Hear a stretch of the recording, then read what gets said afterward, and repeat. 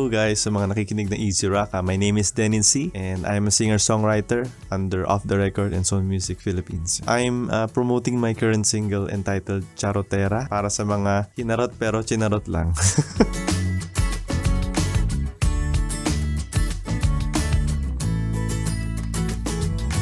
Fact.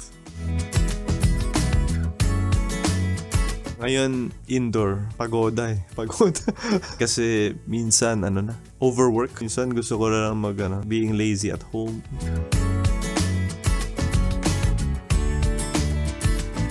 Fiction. Family time talaga Sunday. No diet pag Sunday. Masarap ang luto ni chef pag weekend. Fact. Tagalog lang.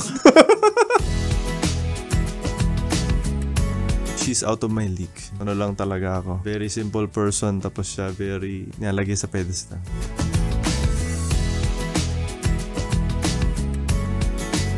Charot lang yan para magandang PR.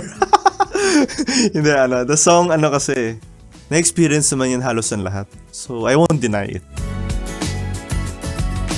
Actually, the song is a sad song. Pwede kong i-perform yung sad version niya no? Yung song kasi na yan, nung una, very sad siya. Ganito pa nga yung tune niya. Nakita ka ako'y nabaliw, kanto na lamang ba?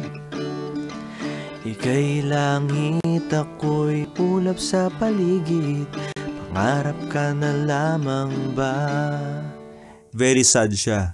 Tapos the moment na nagkaroon ako ng extra time kasi I was recording a jingle, meron pa ako 1 hour sa studio. So sabi ko, baka pwede ko ma-record to ng maski vocals tsaka guitar lang. Tapos, yung ginagawa kong jingle, ginamit ko yung key niya tsaka yung chords and melody niya sa song na to. So sumaya. So kala nung iba, kaya kumanda yung feel ng song kasi I fell in love. Charot! Pero di nila alam, yun nga. Tinry ko gamitin yung vibe nung jingle. So naging nakita ka ako'y nabaliw, ganto na lamang ba? So naging ganun na siya. Tapos I need to do that yung kailangan ko ipasok yung happy melody niya kasi pag binasa mo yung lyrics ng Charotera without any melody, ganito yung dating niya. Nakita ka, ako'y nabaliw, ganto na lamang ba? Ika'y langit, ako'y ulap sa paligid, pangarap kitang kay ganda. Very creepy, diba? So I have to put in a very nice melody to it.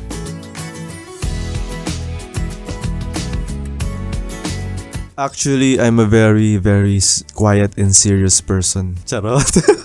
Hindi, pero I have songs that are very, very, yung, gusto ko yung songs na parang nakikipag-usap or nakikipag-chikahan lang, di ba? Parang conversational, lang, na song.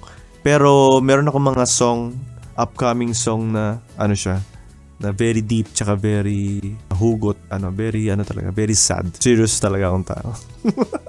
Siguro, kasi, parang extremes Kaya kong gumawa ng song that are very sad even though I am very happy.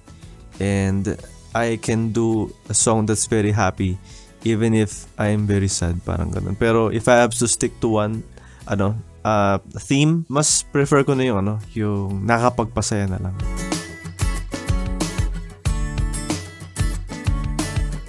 My advice to them is, kasi I am living to my para may advocacy na para make your passion your profession or a part of your profession, parang so you won't have to to parang work for a single day. Kasi if meron kang field na gusto tapos it's related to art, minsan ka, parang you're expecting for support, you're expecting for listeners or para mag-grow yung followers mo. Pero minsan nawawala tayo dun sa point natin na we are making music kasi gusto lang natin siya.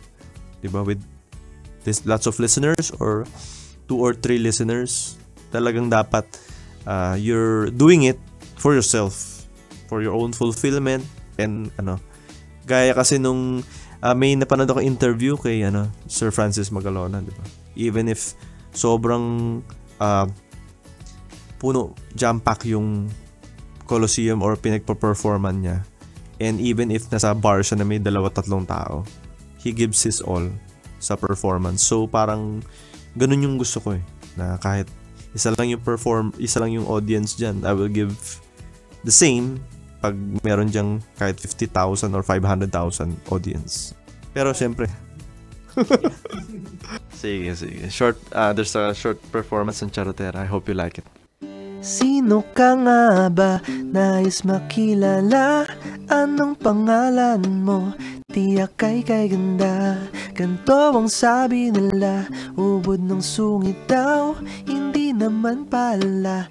Charotera ka, nakita ka, ako'y nabaliw. Ganto na lamang ba? Ika'y langit, ako'y ulap sa paligid. Pangarap kitang kay ganda.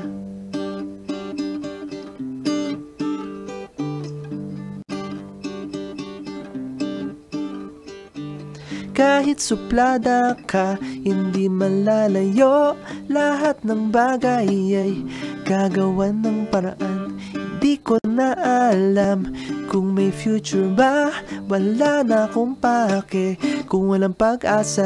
Nakita ka, ako'y nabaliw. Ganto na lamang ba?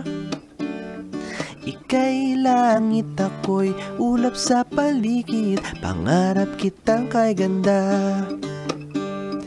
Pangarap kitang kay ganda. Charotera ka, pangarap kitang kay ganda. Pangarap kitang kay ganda. Charotera ka, pangarap kitang kay ganda. Yes, I'd like to promote my current single entitled Charotera. It's under Off the Record in Sony Music. And I hope you like and follow my Facebook page. It's facebook.com/DeninsyOfficial. Ganun din sa Instagram, instagram.com/DeninsyOfficial. And TikTok, @DeninsyOfficial. And you can check out my official music video and lyric video sa youtube.com/Deninsy and Off the Record YouTube channel yun. Thank you so much, and I hope magustuhan nyo yung Charotera and yung mga next na lalabas na songs.